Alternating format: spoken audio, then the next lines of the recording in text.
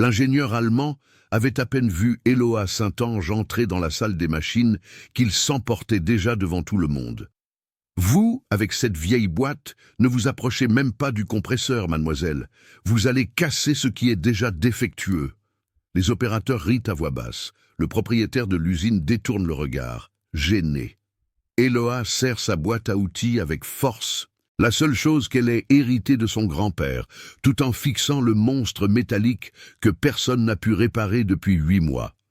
Mais quand l'opérateur le plus ancien de l'usine lui murmure « Mademoiselle, il y a un vieux couvercle là que personne n'a touché depuis 40 ans. » Un silence étrange s'abat sur la pièce. Quelque chose que personne n'attendait est sur le point de se produire et elle est la seule à le percevoir. Écoutez bien, abonnez-vous à la chaîne et dites-moi en commentaire d'où vous écoutez cette histoire. Je suis très curieux de le savoir. Eloa Saint-Ange, une jeune mécanicienne industrielle de 21 ans, travaille comme technicienne sous-traitante en maintenance de machines lourdes dans la région de Roubaix, dans le nord de la France. Elle a appris tout ce qu'elle sait de son grand-père, M. Marcel Saint-Ange, qui a travaillé pendant 35 ans comme chef mécanicien à l'ancienne usine Sainte-Barbe, avant de prendre sa retraite avec une arthrite sévère aux mains. Eloa a grandi en feuilletant les vieux cahiers techniques jaunis et les manuels de maintenance que son grand-père gardait comme un trésor, mémorisant les schémas hydrauliques et pneumatiques d'équipements dont beaucoup d'usines modernes ne se souviennent même plus de l'existence. Elle subvient aux besoins du modeste foyer où elle vit avec son grand-père et sa mère, qui travaillent comme couturière dans un atelier de confection. Un mardi matin, Eloa est envoyée par l'entreprise de maintenance où elle travaille pour répondre à un appel d'urgence aux filatures du bois, une industrie textile familiale traditionnelle qui est au bord de l'effondrement financier. Les filatures du bois, fondées en 1951 par le grand-père de l'actuel propriétaire, sont confrontées à une crise dévastatrice. Leur compresseur d'air industriel allemand Kaiser, une machine colossale de 40 ans qui alimente les 200 métiers à tisser de l'usine, tombe en panne tous les jours depuis 8 mois.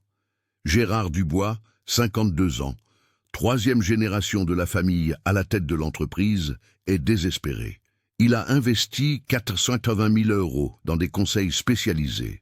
Il a fait venir des techniciens de Lille et même de Lyon et a embauché, il y a 6 mois, un ingénieur mécanicien européen, Hector Vasconcelos, 38 ans, diplômé d'Allemagne et dont le salaire s'élève à 35 000 € par mois. Rien n'a fonctionné. La production est interrompue quotidiennement. Des contrats de plusieurs millions d'euros sont annulés et l'usine a accumulé 8 millions d'euros de pertes. Gérard ressent le poids de décevoir 3 générations d'histoire familiale et 180 employés qui dépendent de l'entreprise. Lorsqu'Eloa arrive à l'usine, vêtue de sa combinaison tachée de graisse et portant une vieille boîte à outils, elle est accueillie avec un mépris absolu par Hector, qui suppose immédiatement qu'elle est une femme de ménage ou une assistante égarée. Il l'intercepte à l'entrée de la zone des compresseurs et devant une douzaine d'opérateurs, se moque d'elle avec un sarcasme cruel, lui demandant si elle est venue nettoyer le sol ou chercher son petit ami mécanicien. L'humiliation s'intensifie lorsque Gérard Dubois apparaît et Hector, voulant impressionner le patron, transforme la situation en spectacle. Il questionne à voix haute comment une entreprise sérieuse pourrait envoyer une jeune femme pour résoudre un problème que des ingénieurs hautement qualifiés n'ont pas réussi à résoudre. Eloa tente d'expliquer qu'elle a été envoyée par l'entreprise sous-traitante, mais Hector l'interrompt à plusieurs reprises, posant des questions techniques complexes pour l'exposer comme incompétente. À sa frustration croissante, Eloa répond correctement à chaque question sur les systèmes pneumatiques, la pression différentielle et la maintenance préventive, citant les spécifications techniques exactes du modèle Kaiser BSD 75. Irrité qu'elle en sache plus qu'il ne s'y attendait, Hector change de stratégie et l'empêche physiquement de s'approcher du compresseur, arguant qu'elle pourrait causer des dommages irréversibles à un équipement qui coûte plus d'1 million d'euros. Gérard, bien que clairement mal à l'aise face à la cruauté d'Hector, est trop désespéré pour risquer plus de problèmes et ordonne à Eloa d'attendre pendant que Hector fait une nouvelle tentative de diagnostic. Pendant l'attente humiliante, elle converse brièvement avec Monsieur Dominique, l'opérateur le plus ancien de l'usine, qui travaillait là quand le compresseur a été installé en 1984. Et il mentionne incidemment qu'à l'époque, Monsieur Werner, l'Allemand qui a installé la machine, manipulait certains couvercles dont personne ne sait plus l'existence aujourd'hui. Pendant qu'Hector et son équipe font une analyse théâtrale et inutile du compresseur, Eloa a une épiphanie. Elle se souvient d'un manuel spécifique que son grand-père gardait, un Kaiser BSD original des années 1980, avec des instructions en allemand et en portugais. Cette nuit-là, elle rentre chez elle, trouve le manuel parmi les affaires de son grand-père et découvre quelque chose de crucial. Les anciens modèles de Kaiser avaient un couvercle d'inspection secondaire sur le manifold de distribution qui devait être vérifié tous les 6 mois pour drainer la condensation accumulée. Si ce couvercle était oublié, la pression chuterait graduellement, causant exactement les symptômes que l'usine rencontrait. Le lendemain, Eloa retourne à l'usine sans être appelée, apportant le manuel jauni et taché de son grand-père. Elle trouve Gérard dans son bureau, entouré de directeurs de l'entreprise, lors d'une réunion d'urgence où ils discutent de la fermeture de l'usine. Avec un courage qui la surprend elle-même, Eloa interrompt la réunion et, devant tous, y compris un Hector furieux, présente sa théorie. Elle montre l'ancien manuel, traduit les instructions en allemand, et explique techniquement comment le couvercle oublié pourrait être à l'origine de la perte progressive de pression dans le système. Hector tente de la discréditer, arguant qu'il a déjà vérifié tous les composants, mais Eloa le défie. Si elle se trompe, elle accepte de ne plus jamais mettre les pieds dans l'usine. Si elle a raison, il doit admettre publiquement son incompétence. Gérard, n'ayant plus rien à perdre, autorise la vérification. Eloa guide la délégation jusqu'aux côtés du compresseur, vers une zone recouverte de décennies de poussière et de peinture industrielle. En utilisant les instructions du manuel, elle localise un couvercle circulaire de 15 cm que personne n'avait touché, probablement depuis 40 ans. Quand elle ouvre le couvercle avec une clé spéciale qu'elle a apportée, des litres d'huile condensée sombre et visqueuse jaillissent, accompagnés d'eau accumulée et de résidus métalliques. La pression au manomètre, qui oscillait chroniquement entre 6 et 7 bars, passe immédiatement à 10 bars, la pression nominale du système. Pour la première fois en 8 mois, le compresseur fonctionne à sa pleine capacité, sans surchauffe. Le silence dans la salle des compresseurs est absolu. Monsieur Dominique se met à pleurer, se souvenant de Monsieur Werner et de l'installation originale. Les directeurs regardent Hector, pâle et sans voix. Gérard, ému, présente ses excuses formelles à Eloa devant tout le monde, reconnaissant avoir permis qu'elle soit humiliée par préjugés. Il licencie Hector immédiatement et offre à Eloa un contrat permanent en tant que consultante en chef en maintenance préventive, avec un salaire 3 fois supérieur à son salaire actuel. Mais Eloa propose autre chose. Elle accepte le poste si l'entreprise crée un programme de formation technique pour les jeunes de la région, en particulier les femmes, enseignant la maintenance industrielle, en utilisant les manuels anciens et le savoir-faire traditionnel qui se perd. 18 mois plus tard, les filatures du bois non seulement se sont redressées financièrement, mais sont devenues une référence en maintenance industrielle. Eloa dirige le centre de formation technique Marcel Saint-Ange, nommé en hommage à son grand-père, qui donne maintenant des cours théoriques aux jeunes apprentis, assis dans une chaise confortable, montrant ses cahiers historiques. L'usine n'a pas eu un seul arrêt imprévu depuis qu'Eloa a pris en charge la maintenance. Gérard a transformé la culture de l'entreprise, valorisant le savoir-faire pratique autant que les diplômes. Et l'histoire du couvercle oublié est devenue légende dans la région industrielle de Roubaix. Hector, après des mois de chômage et de réflexion, a envoyé une lettre demandant pardon à Eloa, admettant que son arrogance masquait une profonde insécurité. L'histoire prouve que parfois, les plus grandes solutions proviennent du savoir humble. conservés dans des manuels jaunis et dans la mémoire de ceux qui comprennent réellement les machines, et que sous-estimer quelqu'un à cause des apparences est l'erreur la plus coûteuse qu'une entreprise puisse commettre. Gérard regarda Eloa pendant de longues secondes. Il vit une jeune femme de 21 ans, petite, menue, les cheveux attachés en une simple queue de cheval, portant une combinaison usée qui avait connu de meilleurs jours. Il vit la vieille boîte à outils cabossée qu'elle portait, pleine d'autocollants défraîchis. Et puis il regarda Hector, un homme de 38 ans, imposant, avec des vêtements coûteux, un diplôme allemand, qui parlait avec autorité et confiance. Pour Gérard, le choix semblait évident. « Mademoiselle », dit Gérard, et sa voix était fatiguée, vaincue.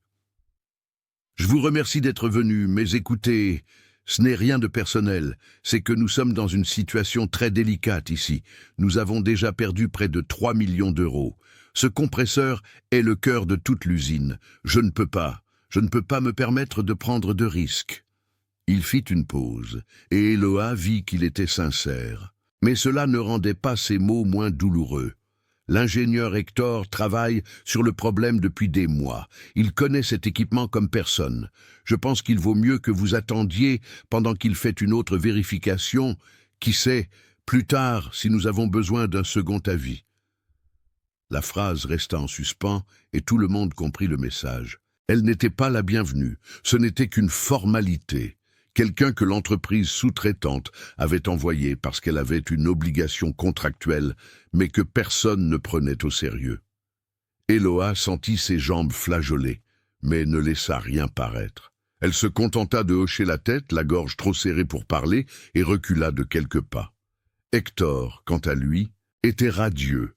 Il avait gagné cette bataille sans même avoir à faire beaucoup d'efforts, et maintenant il avait un public à impressionner. « Très bien », annonça Hector en tapant une fois dans ses mains comme un professeur sur le point de donner un cours. « Nous allons faire une vérification complète du système. Je veux que tout le monde soit attentif, car c'est ainsi que l'on fait un vrai diagnostic industriel. » Il fit un geste vers 2 techniciens de l'usine. « Apportez l'équipement de mesure que j'ai laissé au laboratoire.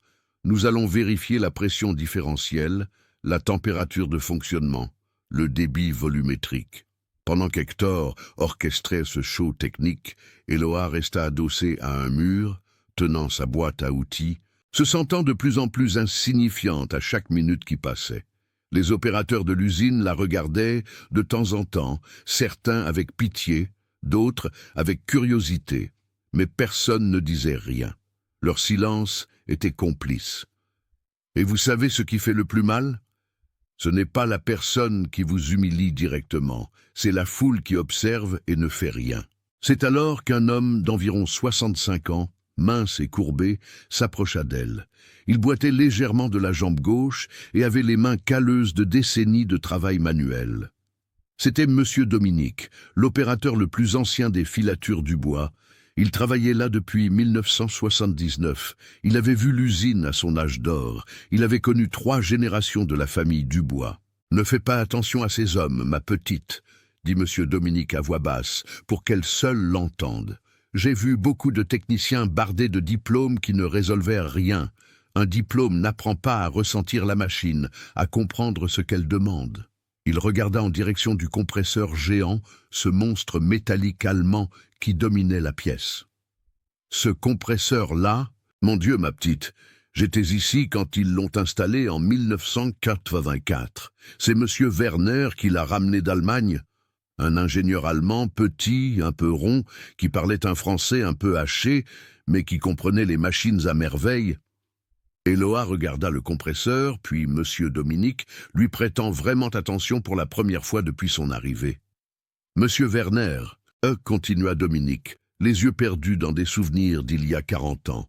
Il passait des heures à manipuler cette machine, montait sur des échelles, ouvrait des couvercles dont on ne soupçonnait même pas l'existence, nettoyait certaines choses, serrait d'autres. Il disait qu'une machine allemande, c'était comme une personne. Elle avait besoin de soins, d'attention aux bons endroits. Dominique secoua la tête. Mais après son départ, aucun autre Allemand n'est jamais venu. Les nouveaux techniciens, ceux qui apparaissent aujourd'hui, ne savent que regarder un ordinateur, appuyer sur un bouton. Personne n'ouvre plus les anciens couvercles. Personne ne se souvient qu'ils existent. Ces mots résonnèrent dans la tête d'Eloa. D'anciens couvercles, des endroits oubliés. Elle sentit quelque chose bouger dans sa mémoire, quelque chose de familier, mais elle n'arrivait pas encore à y accéder complètement. Pendant ce temps, Hector était dans son élément. Il donna un spectacle technique qui dura presque 2 heures. Il connecta des capteurs, mesura des pressions, vérifia des températures, analysa des vibrations, fit noter des chiffres sur des planchettes aux techniciens, consulta un ordinateur portable où il avait des diagrammes du compresseur. Et pendant tout ce temps, il tenait à narrer à voix haute chaque étape, utilisant des termes techniques complexes, s'exhibant pour Gérard et pour quiconque regardait. Et vous savez ce qui s'est passé après tout cela? Absolument rien. Hector n'a rien trouvé d'anormal. Les mesures étaient dans les paramètres acceptables. La température un peu élevée mais non critique, la pression fluctuante mais non alarmante. Il conclut avec la confiance inébranlable de celui qui n'admet pas être perdu, que c'était probablement un problème intermittent de fluctuation du réseau électrique et qu'il ferait des ajustements fins du système de contrôle. Gérard écouta tout cela avec une expression qui était pur désespoir, déguisée en espoir. Il voulait croire. Il avait besoin de croire, car si même Hector ne parvenait pas à résoudre le problème, que resterait-il? La fermeture de l'usine, la fin de 3 générations de travail, 180 familles à la rue. Quand Hector eut enfin terminé son diagnostic, il était presque 11 heures du matin. Il se tourna vers Gérard et dit avec son sourire professionnel « Monsieur Dubois, je vais implémenter les corrections que j'ai identifiées. Cela devrait être résolu d'ici demain. » Puis, comme une réflexion après coup, il regarda en direction d'Eloa et dit à voix haute pour qu'elle entende « Heureusement que nous n'avons pas laissé une personne inexpérimentée toucher l'équipement. Cela aurait pu causer des dommages irréversibles. » Eloa sentit ses joues lui brûler d'une humiliation renouvelée. Elle était là depuis 5 heures, traitée comme un meuble, comme une enfant incompétente, comme quelqu'un qui n'avait pas le droit d'exister dans cet espace. Et le pire, elle n'avait même pas eu la chance de prouver sa valeur. Elle avait été jugée, condamnée et écartée sur son apparence.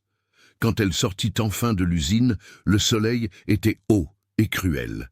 Elle prit le bus de retour, s'assit au fond, et ce n'est qu'en rentrant chez elle qu'elle s'effondra. Sa mère, Madame Denise, était dans la cuisine à préparer le déjeuner quand elle vit sa fille entrer les yeux rouges. « Eloa, que s'est-il passé, ma chérie ?» Et Eloa raconta tout. L'humiliation, les rires, l'ingénieur arrogant, le propriétaire de l'usine qui avait cru qu'elle n'était pas capable. Madame Denise serra sa fille dans ses bras et dit avec cette sagesse simple que seules les mères possèdent « Ma petite, le monde est dur avec les femmes qui font un travail d'homme. Ça a toujours été, et ça le sera toujours. Mais si ton grand-père t'a appris tout ce qu'il sait, c'est qu'il croit en toi. Et s'il croit en toi, je crois en toi, et tu dois y croire aussi. » Plus tard, Eloa alla parler à son grand-père Marcel. Il était dans le jardin, assis sur une chaise en plastique, nourrissant les poules. Ses mains tremblaient d'arthrite, mais il réussissait à tenir la poignée de maïs. Quand Eloa raconta ce qui s'était passé, M. Marcel resta silencieux un long moment. Puis il dit, la voix rauque d'émotion, « Ma petite fille, laisse-moi te raconter quelque chose. Quand j'ai commencé à l'usine en 1961, j'avais 17 ans et j'étais noir et de conditions modestes. Les ingénieurs blancs diplômés me regardaient comme un animal. Ils me faisaient nettoyer le sol, transporter des outils. Il m'a fallu des années pour qu'on me donne la chance de toucher une vraie machine. Mais tu sais ce qui m'a sauvé? La patience et l'étude. J'étudiais seul, je lisais tous les manuels qui me tombaient sous la main, je mémorisais tout.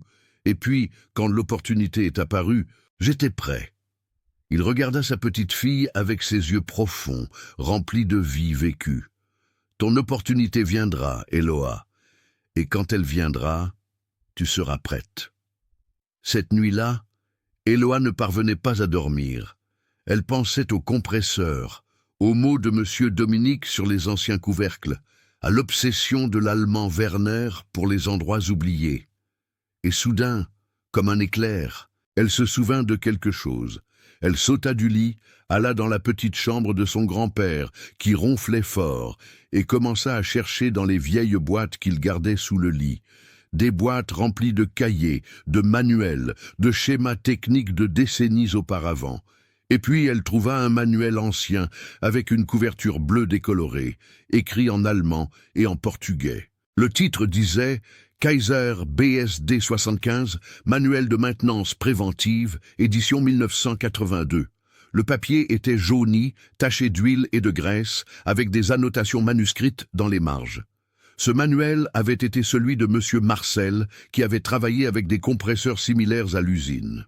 Eloa s'assit par terre dans la chambre, alluma la lampe de chevet page par page, ligne par ligne. Il était 3 heures du matin quand elle trouva. À la page 47, il y avait un diagramme du système de distribution pneumatique. Et là, surligné d'un cercle rouge, tracé au stylo par son grand-père, était dessiné un couvercle secondaire sur le manifold de distribution. La description traduite de l'allemand disait « Attention, le couvercle d'inspection secondaire doit être vérifié tous les 6 mois pour le drainage de la condensation et des résidus. Le fait de ne pas effectuer cette maintenance entraînera une perte progressive de pression du système. » Le cœur d'Eloa s'emballa. C'était ça, ça devait être ça. Si personne n'avait vérifié ce couvercle depuis 40 ans, la condensation accumulée expliquerait parfaitement les symptômes. Pression oscillante, surchauffe, chute quotidienne de performance. C'était si simple, si évident, mais seulement pour ceux qui connaissaient les équipements anciens, les manuels originaux, les procédures que la nouvelle génération de techniciens avait oubliées. Elle passa le reste de la nuit à étudier ce manuel, mémorisant chaque détail, chaque instruction. Et quand le soleil se leva, Eloa Saint-Ange avait une mission. Elle allait retourner à cette usine et cette fois, elle n'allait laisser personne l'empêcher de faire son travail. Le lendemain matin, Eloa se réveilla à 5 heures, comme toujours, mais cette fois avec une détermination différente brûlant dans sa poitrine. Elle prit une douche, enfila sa combinaison propre, la moins tachée qu'elle avait, prit la boîte à outils de son grand-père et, le plus important, mit dans son sac à dos le manuel jauni du Kaiser BSD 75. Avant de partir, elle embrassa le front de son grand-père, qui dormait encore, et murmura « Aujourd'hui, je vais te rendre fier, papy. » Quand Eloa arriva aux filatures du bois, il était 7h30 du matin. Le gardien de la réception la reconnut de la veille et fronça les sourcils. « Eh bien, mademoiselle, vous n'avez pas été renvoyée hier ?»« Je dois parler à Monsieur Dubois, » répondit Eloa d'une voix ferme. « C'est urgent, c'est à propos du compresseur. » Le gardien hésita, mais quelque chose dans la détermination de cette jeune femme le fit prendre le téléphone et appeler l'administration. 10 minutes plus tard, il revint avec une expression confuse. Monsieur Dubois est en réunion d'urgence avec les directeurs, mais il a dit que vous pouviez monter. Salle de réunion, 2e étage.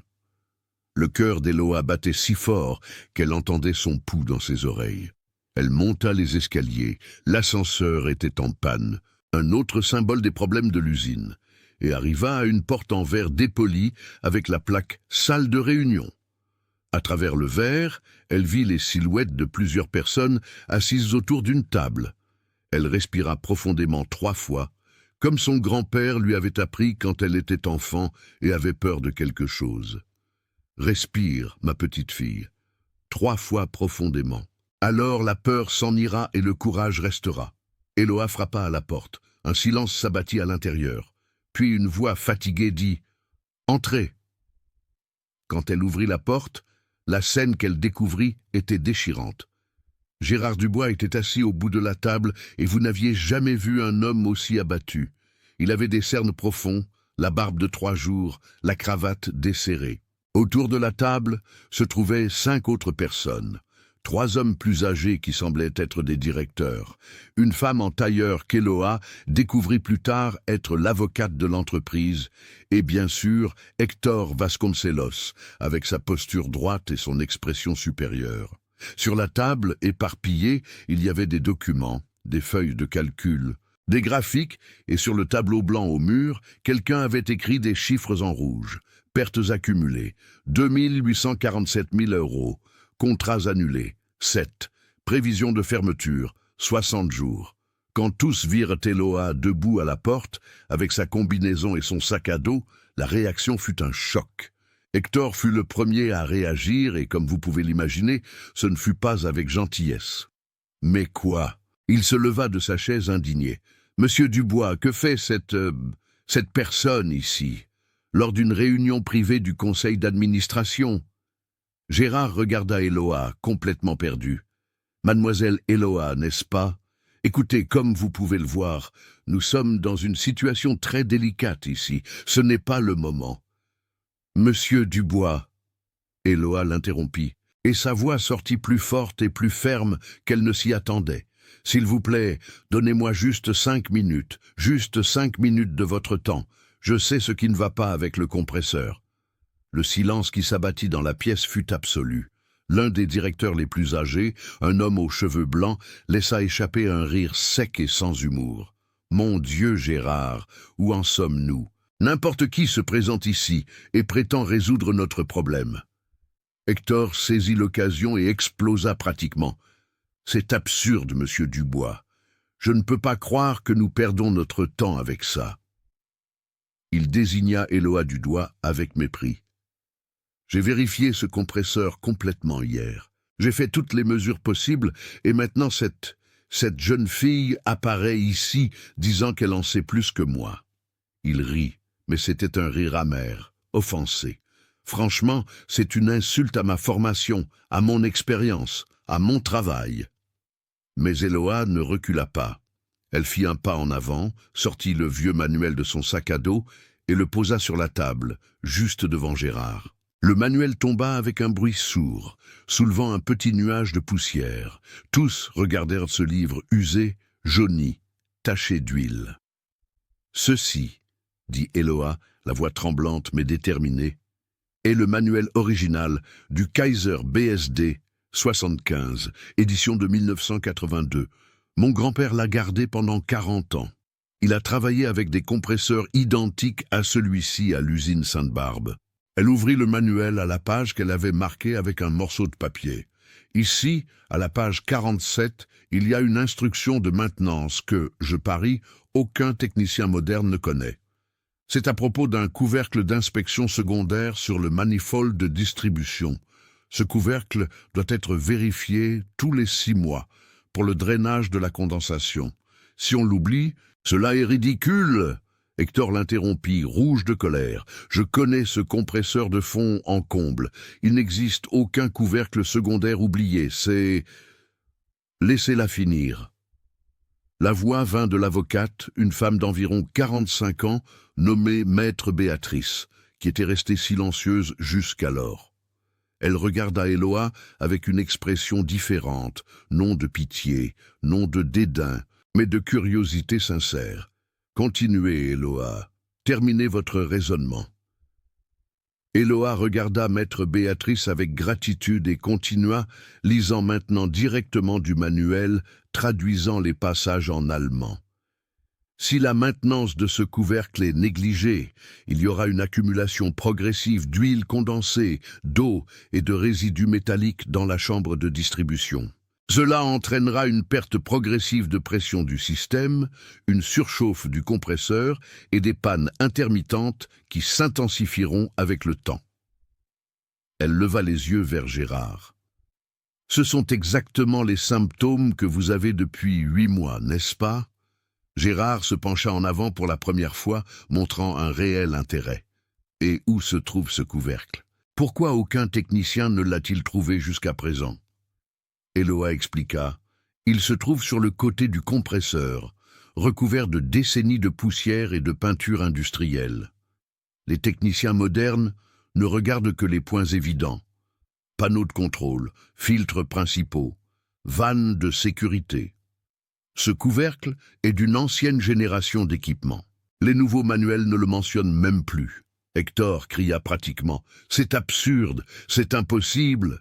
J'ai mesuré toutes les pressions hier, tous les points du système. » « Vous avez mesuré, » dit Eloa, se tournant vers lui pour la première fois, « les pressions externes. Mais si la chambre de distribution interne est pleine de résidus, les mesures externes ne montreront pas le problème réel. Le système tente de compenser la perte de pression interne, c'est pourquoi il fonctionne quelques heures avant de se surcharger et de s'arrêter. » Le silence dans la pièce était maintenant différent. Ce n'était plus du dédain, c'était une attention tendue, nerveuse. L'un des directeurs demanda d'une voix hésitante « Et si vous avez raison, si en ouvrant ce couvercle vous trouvez ce problème, le compresseur refonctionnera-t-il normalement ?»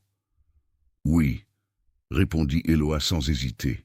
« Immédiatement. » Hector regarda autour de la table, sentant le contrôle de la situation lui échapper. « Monsieur Dubois, c'est de la folie. Nous ne pouvons pas baser des décisions importantes sur les théories d'une personne sans formation, utilisant un manuel d'il y a 40 ans. Et si elle se trompe? Et si elle ouvre quelque chose de mal et endommage définitivement l'équipement? » C'est alors qu'Eloa fit quelque chose qui la surprit elle-même.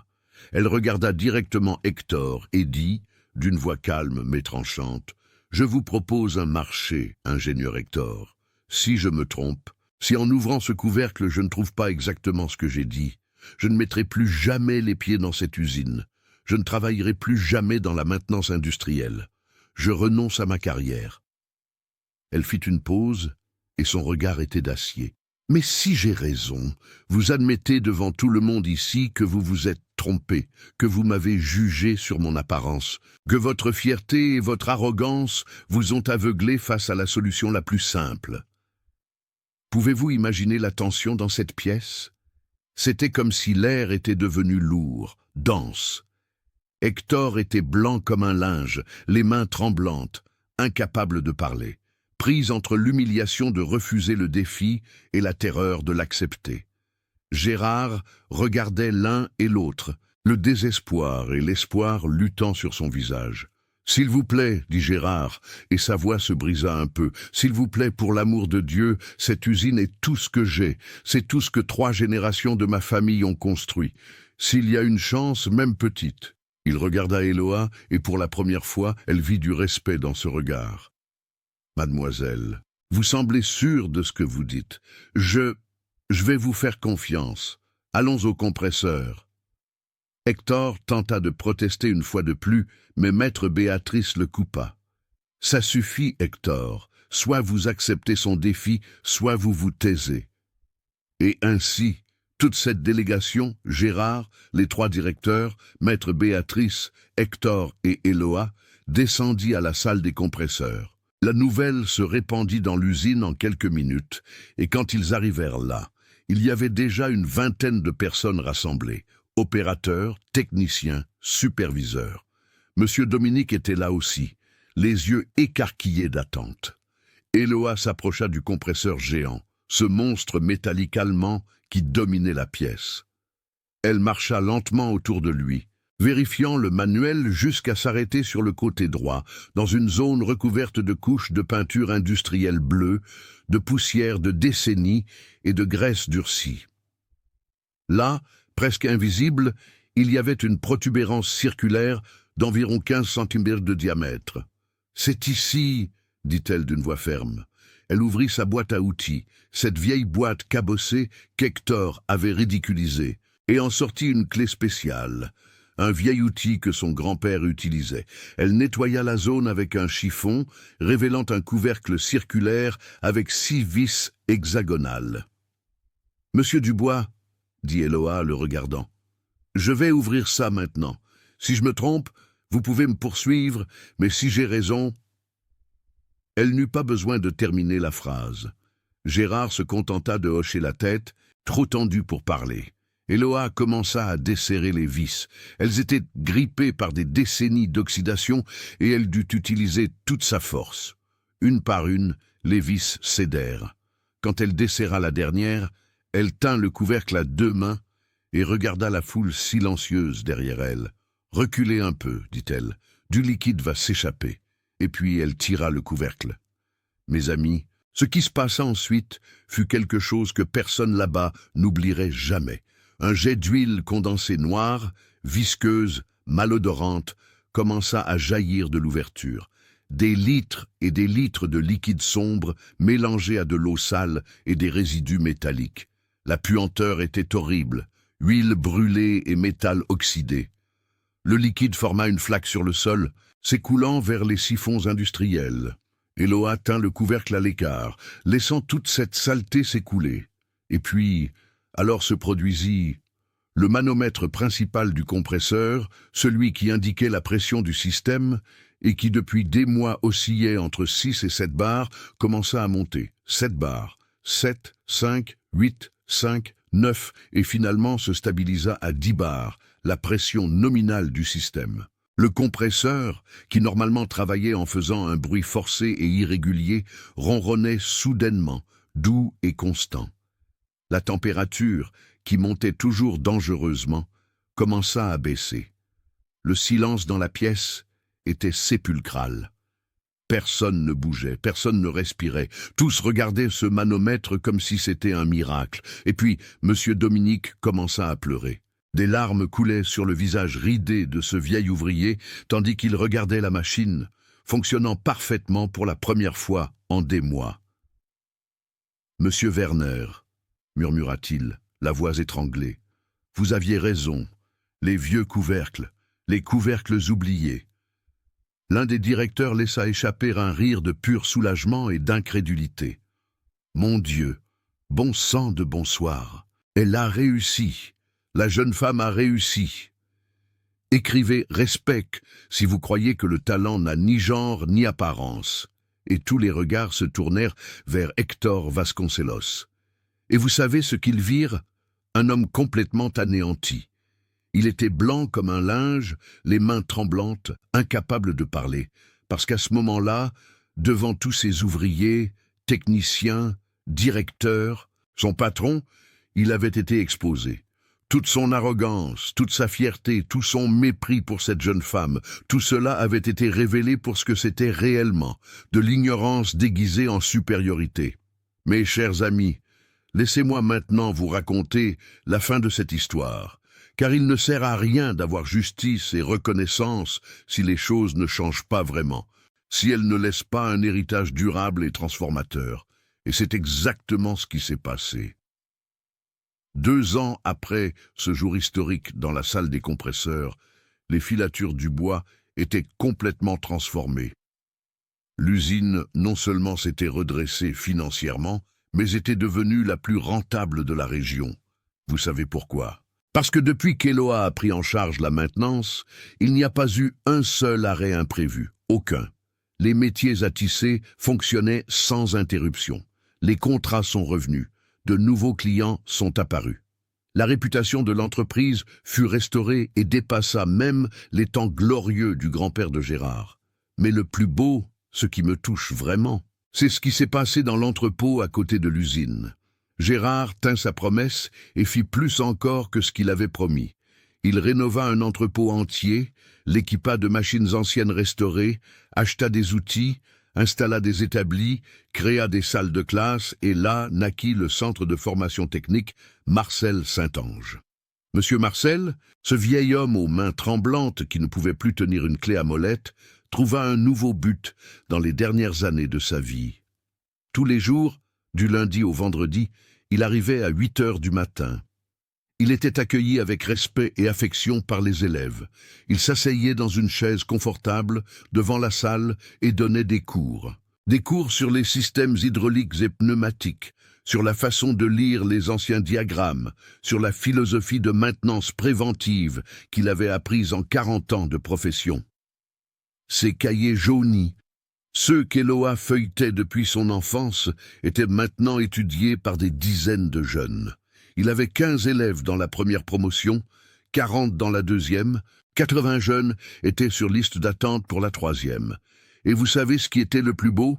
La moitié des élèves étaient des femmes, des jeunes filles de 18, 19, 20 ans, venues des quartiers défavorisés de Roubaix et des villes avoisinantes, qui n'avaient jamais envisagé de travailler dans la mécanique, qui n'avaient jamais imaginé pouvoir comprendre les moteurs, les compresseurs, les systèmes électriques. Mais là, elles étaient, portant des combinaisons, tenant des outils, apprenant que le talent n'a pas de genre, que la capacité ne se mesure pas à l'apparence, que la connaissance n'exige pas un diplôme coûteux, mais de la dédicace, de l'humilité et la volonté d'apprendre. Eloa, à 23 ans, était la directrice technique des filatures du bois et coordinatrice du centre de formation.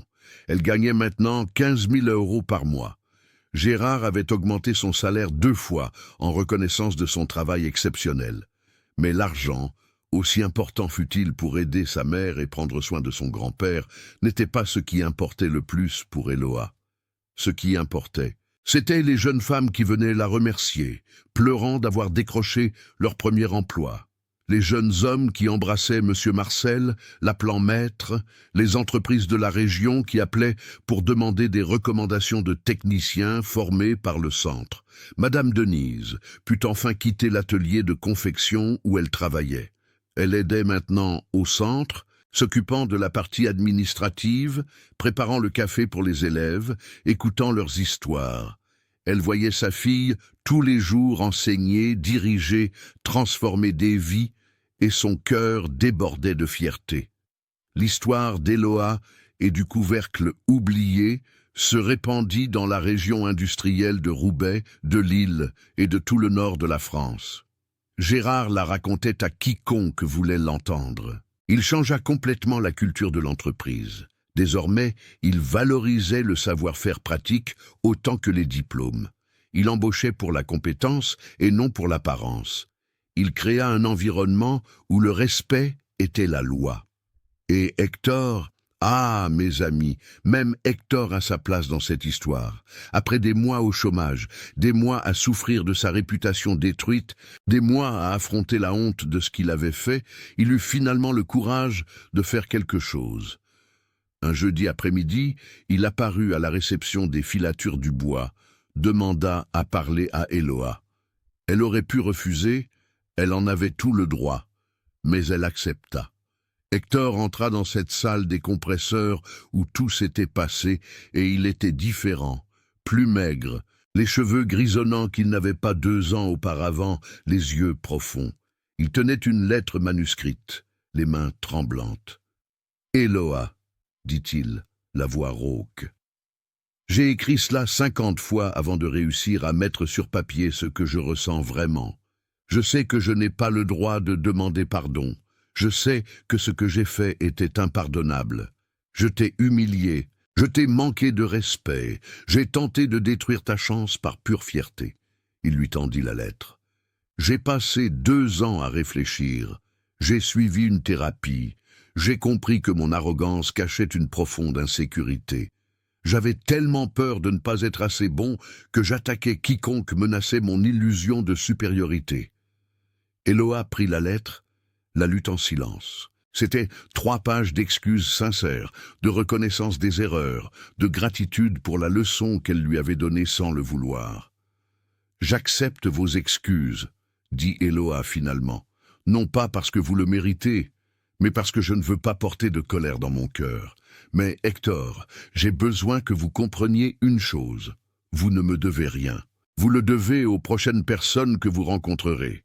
Vous devez les traiter avec respect, peu importe qui elles sont, d'où elles viennent ou à quoi elles ressemblent. » Hector hocha la tête, les yeux embués. « Je le ferai, je promets de le faire. » Et il tint parole. Hector réussit à trouver un emploi dans une entreprise plus petite, avec un salaire bien moindre, mais travailla avec humilité pour la première fois de sa vie. À la fête de remise des diplômes de la 3e promotion du centre de formation Marcel Saint-Ange, il y avait 300 personnes dans la cour des filatures du bois. Élèves, familles, entrepreneurs de la région, autorités de la ville. Monsieur Marcel était assis dans un fauteuil roulant maintenant. L'arthrite avait empiré, mais son sourire illuminait tout l'environnement. Eloa fit un discours ému sur la façon dont un couvercle oublié d'un vieux compresseur avait changé la vie de tant de gens. « Cette histoire, dit-elle d'une voix ferme mais émue, ce n'est pas une histoire sur moi, c'est sur mon grand-père qui a conservé le savoir quand tout le monde disait que le vieux ne servait plus. C'est sur Monsieur Dominique qui s'est souvenu des détails qui comptaient. C'est sur vous tous, jeunes gens qui prouvez ici que le talent n'a pas d'âge, pas de genre, pas de classe sociale. » Elle regarda le public, tous ces jeunes visages pleins d'avenir. « Et c'est sur une leçon que j'espère que personne ici n'oubliera.